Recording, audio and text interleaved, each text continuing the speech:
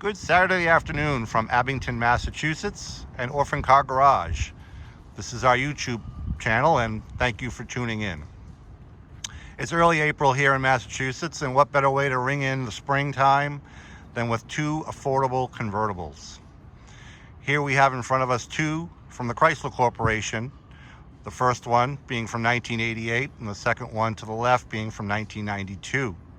This is a J-body platform that is a derivative of the K-car, but you really wouldn't know it to look at it or even to drive it. I always thought Chrysler did a really good job with this design when it was introduced in 1987.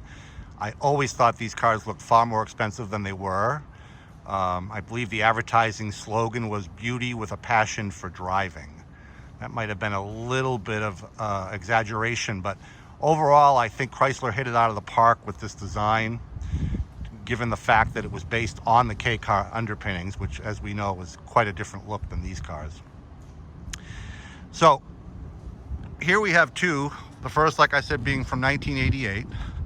This is a 1988 Highline edition, which is kind of the base model car. But even the base model cars were real pretty little rides. So hideaway headlights. This particular car has aftermarket wheels, which I'm usually not a fan of, but this particular car, it really sets it off nicely, and I really like them. Something I don't ever say, but I got like factory original, but these wheels really kind of make the car, and I like it.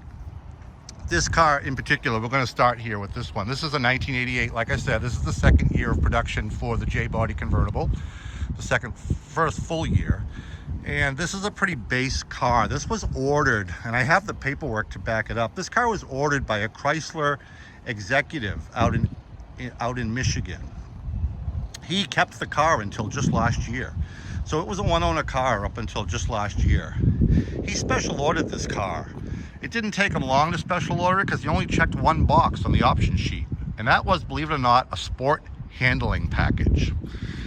Kind of odd considering this car is not a turbocharged vehicle. This has got the 2.5 aspirated fuel injected engine. It's non-turbo, but it does have, as you'll notice, a very rare 5-speed manual transmission. The 5-speed was actually standard equipment on the LeBaron coupe and convertible, but very, very few people left it that way. Most people checked the box for the automatic. So it's very common to find these with the 3-speed torque flight automatic transmission. Very, very, very unusual to find a 5-speed. I like that it's a 5-speed. That's what drew me to the car, beyond the obvious condition of it. It makes it a rare beast, and I like that a lot. I worked at the Chrysler dealerships when these cars were new, and these cars always caught my eye. On the rare occasion we got one in with a 5-speed, I always preferred it over the automatic. This car is claret red from the factory, real pretty color with a red interior. The gentleman that owned the car its entire life up until, like I said, about a year ago, babied it, never drove it in the winter, and I don't think he drove it much with the top down. I mean, the carpet in the car is like brand new, and that red carpeting usually turned orange in the sun, especially on the hump in the back. It's like brand new. It's like brand new. The car is in just amazing original condition. The radio's never been changed. That's the base AM/FM stereo. You'll also notice the car does not have air conditioning. Does not have air conditioning. This was a very base car, like I said. It does not have tilt wheel or power steering. I'm sorry, it does have power steering. It does not have tilt wheel or cruise control. It does have power windows, which was actually standard equipment on the convertible. It also has a power convertible top and an electric rear window defogger on the glass window for the convertible top. All of that was standard equipment on the LeBaron convertible, and all the controls are right there in the center console. Beautiful car overall. There is no rust on this car. It's been fully serviced. The timing belt's been replaced. The head gasket's been replaced. The odometer shows 104,000 miles. Full disclosure, last summer that odometer stopped spinning. The owner informed me of that. So the odometer currently does not spin. The parts are available to fix it if so inclined. And I guess it's not that big of a deal to pull the dash out to do it, but we're selling the car as is. True mileage completely unknown, although it's assumed that the car has about 107,000 miles on it. About 3,000 miles have been accumulated on the car since the odometer stopped spinning at 104. which you can see right there. Car has an airbag, so that tells us that this was a mid-year 1988 production car. Halfway through 1988, Chrysler made the driver's side airbag standard in these cars, and I think they were the first American car company to do that. Just a real pretty car. Doesn't need anything but a driver, unless you decide you want to fix the odometer, which can be done. Parts are available, but we're letting it go with the odometer inoperative. Everything else in the car is fine, no issues at all. The rear windows, which are very common not to operate on these, the quarter windows, go up and down with no problem. I believe the regulators have been rebuilt. The convertible top is in beautiful condition, as well as the glass rear window and defrogger, and as you can see, it comes with the boot. Moving on to our next car, this is a 1992. 1988 to 1992, cosmetically, exterior-wise, didn't see a whole lot of changes, as you can see. The changes on 1992 are all on the inside. 1987 to 1989 all had the same dashboard layout, seating configuration, controls that we just saw in this claret red car.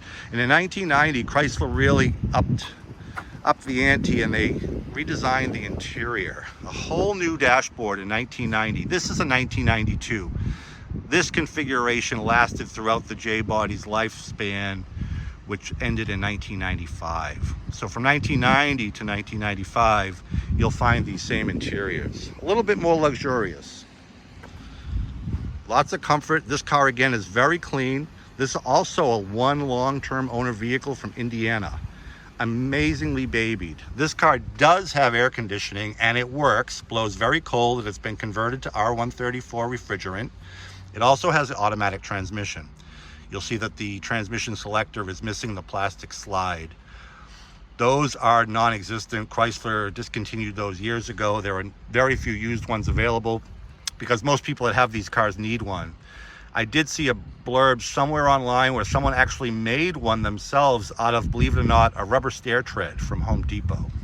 So if that bothered you, or the next owner, I suppose you could tap in on his knowledge and get that made yourself with a stair tread. It was just a flimsy piece of plastic from the factory that probably dried and cracked over time. Most of these that you'll find from 1990 to 1995 will have that missing because it's a very common thing. Everything in the vehicle works. This car is a little bit more equipped than the 88. AM/FM cassette, air conditioning, cruise control, tilt wheel. This car also has the driver's side airbag, as you'd expect. Power windows. The controls for the power windows on the 92 are on the door. The car does not have power door locks. Very, very clean. One long-term elderly owner who babied this car like it was part of the family. Always dealer serviced. I have an amazing amount of receipts and documents for this car that show all the service, and most of it was performed at the Chrysler dealer where it was bought new. I have the receipts going back to day one, its first oil change, all the way up to recent. Lots and lots of work have been done to this car. Timing belt, valve cover gaskets, air conditioning rebuild, tires, brakes, struts. The list goes on and on and on. This vehicle has 135,000 miles on it. You would swear, if you didn't know better, that the car had 35,000 miles on it. That's how well this car has been kept. You'll notice this car does have the factory 14-inch alloy wheels. These were very rare in the day. Probably only the third set I've ever seen. And this car is the V6. This car has the 3.0 liter Mitsubishi V6, which most of these cars after 1990 had. Very potent, powerful, smooth engine, easy to work on. Parts availability, very, very good. Parts availability mechanically for both cars actually is very good because Chrysler used these engines for years and years and years in most of the vehicles that they built.